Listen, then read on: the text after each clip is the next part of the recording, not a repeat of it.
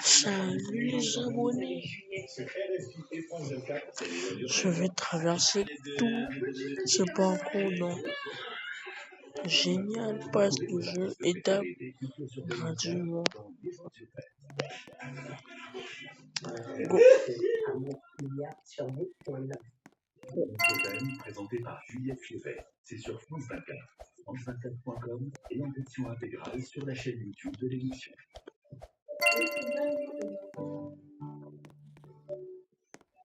C'est parti.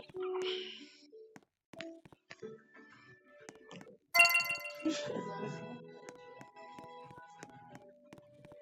vais traverser tout cette étape sans tomber.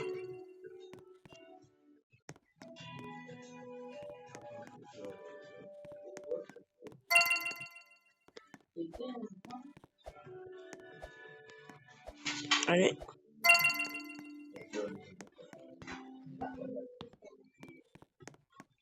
C'est parti.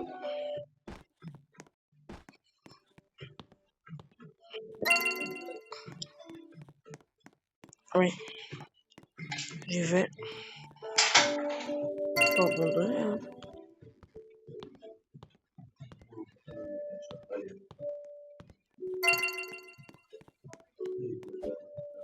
Aïe.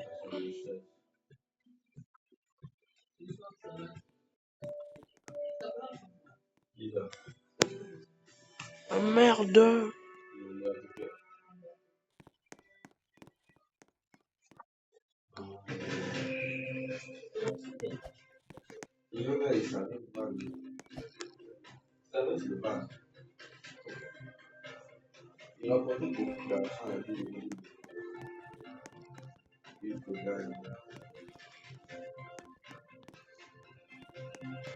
C'est parti. Go.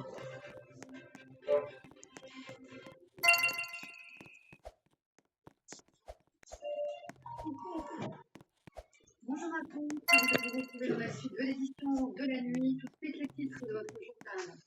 Wesh. Après 2 jours, Merde. transfrontalier, le Cambodge qui semble jouer l'apaisement avec la Thaïlande et réclame un cessez-le-feu C'est immédiat. pas possible. Se rapprocher de 140 000 civils thaïlandais. Allez. Go. Aussi Paris, Londres et Berlin qui appellent Israël à lever immédiatement le blocus alimentaire dans la bande de Gaza. Réaction à l'alerte de l'ONU qui dénonce un risque de famine généralisé et pendant ce coronavirus par des sans relâche l'enclave palestinienne. On parlera aussi de la justice française qui ouvre une enquête sur Bertrand Costa pour violence volontaire, 15 ans après le suicide de son ancienne épouse Christina Ravi. Une décision inédite après la diffusion récente d'un documentaire sur Netflix. Vous entendrez sa co-réalisatrice.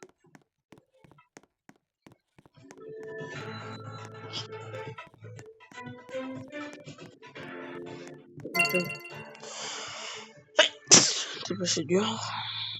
Et avant de développer ces titres, ce week-end prolongé pour Donald Trump, qui est arrivé tout à l'heure en Écosse. Wesh.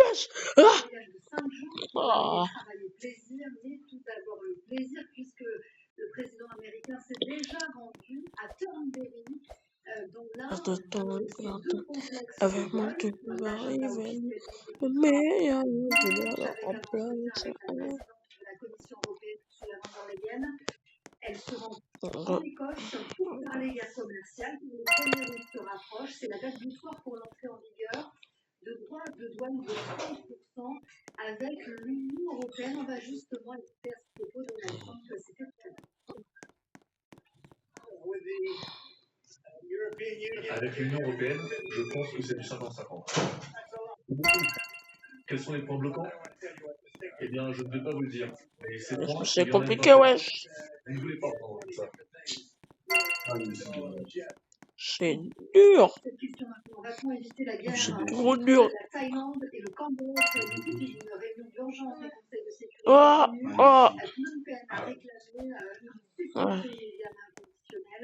2 jours de combat meurtrier à la frontière entre les deux pays ont fait au moins 15 morts thaïlandais et conduit à l'évacuation l'évacuation de Allez, 500 civils, une escalade meurtrière autour de go, différents frontaliers qui go. s'est enflammée en mai dernier. Le récit de Lionel Feierstein. Se mettre rapidement à l'abri. Éviter pour ces fermiers thaïlandais d'être pris sous ce tir nourri qui résonne au bout.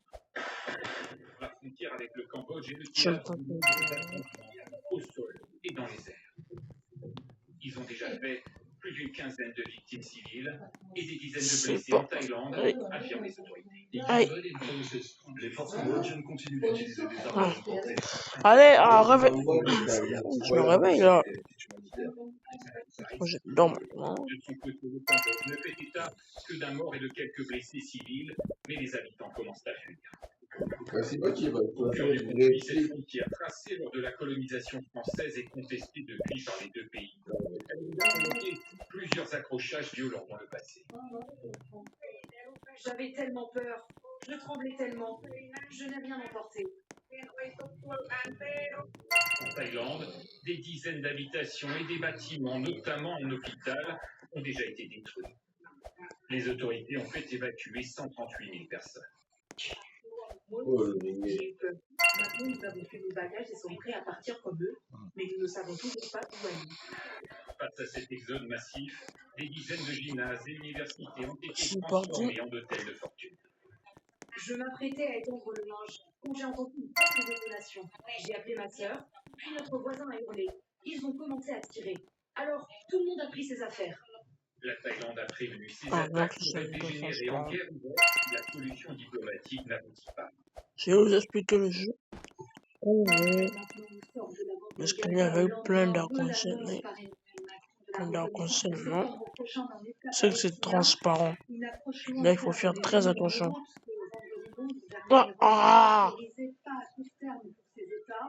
Pour Donald Trump, Oh, les l'État décisions palestinien, là, non, françaises déjà. ne changera rien à Tizi et dans les territoires palestiniens. Comment l'initiative française est-elle accueillie? On voit ça avec un mondial. ah, j'ai Alors que pas le acheté, moi. drapeau de cet État en devenir pour la Et France puis, j'ai pas flotte de sur la Robux. ville de Ramallah, la nouvelle de la reconnaissance de la Palestine s'est répandue comme une traînée de poudre sur le marché ce matin, envie de la victoire. Vive la France, elle est Go. bien la France. Oh, C'est une bonne nouvelle, ouais, mieux vaut ouais. que jamais. Emmanuel Macron reconnaîtra l'État palestinien en septembre, Ah, s'affiche à la une des journaux. L'autorité ah. palestinienne se félicite de cette décision. Bon, c'est pas terminé. Cette reconnaissance est importante au moment où les Palestiniens font face à une menace existentielle de la part d'Israël. À Ramallah, si la position française est applaudie, à la sortie de la vendredi, tout le monde garde aussi en tête que la Cisjordanie est occupée par Israël depuis 1967 et surtout qu'il y a cette guerre intense dans d'autres petits territoires palestiniens. Notre douleur est présente à chaque instant car nous pensons aux nôtres qui souffrent de Gaza. C'est parti. Gaza, dirigé par l'autre mouvement palestinien, le Hamas, qui sombre dans Go. le chaos entre catastrophes humanitaires et bombes israéliennes après 22 mois de guerre. Et ces destructions que viennent d'observer à la jumelle côté israélien de nombreuses personnes tous les jours.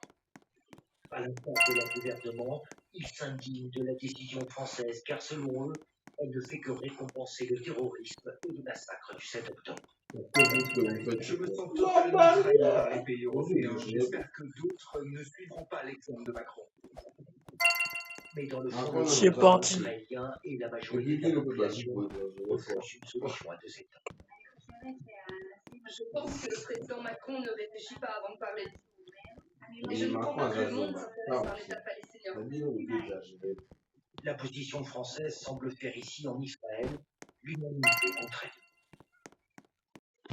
Et cette situation dramatique dans l'enclave palestinienne continue de susciter l'indignation. Selon le programme alimentaire mondial, près d'un tiers des habitants de la bande de Gaza n'ont pas mangé depuis des jours.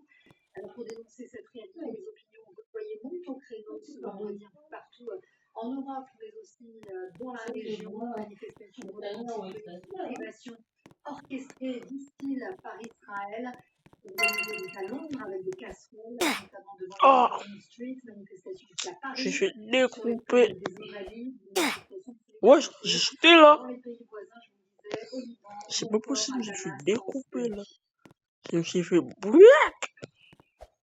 Je me suis break le bras. L'actualité en France, Break. Bertrand Cantat, qui n'en a pas fini avec la justice. L'enquête sur le suicide il y a 15 ans de sa femme, Christina Radi, est rouverte pour la 4e fois. Le chanteur de Noir Désir est soupçonné d'avoir commis des violences sur son ex-compagne. Elle avait été Désolé, je devais activer le point d'accès pour mon grand-père. Il en avait besoin. sur la Le plateforme point d'accès. Christina Radi était-elle victime de violences de la part de son époux Bertrand Cantat? Ont-elles précipité son suicide il y a 15 ans? Le procureur de la République de Bordeaux a décidé de rouvrir l'enquête. L'ex-chanteur de Noir Désir, déjà condamné pour le meurtre de la comédienne Marie Trintignant, de nouveau dans le viseur de la justice. C'est un documentaire qui relance la machine judiciaire.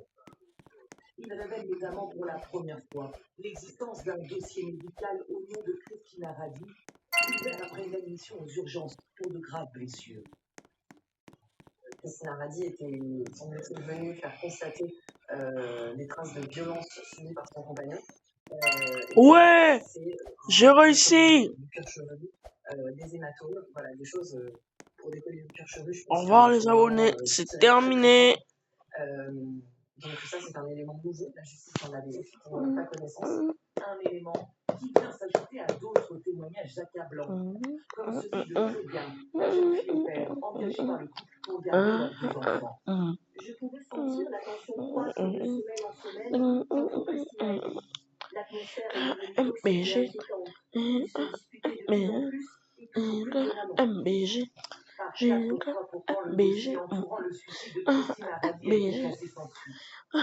Pour les associations de défense des femmes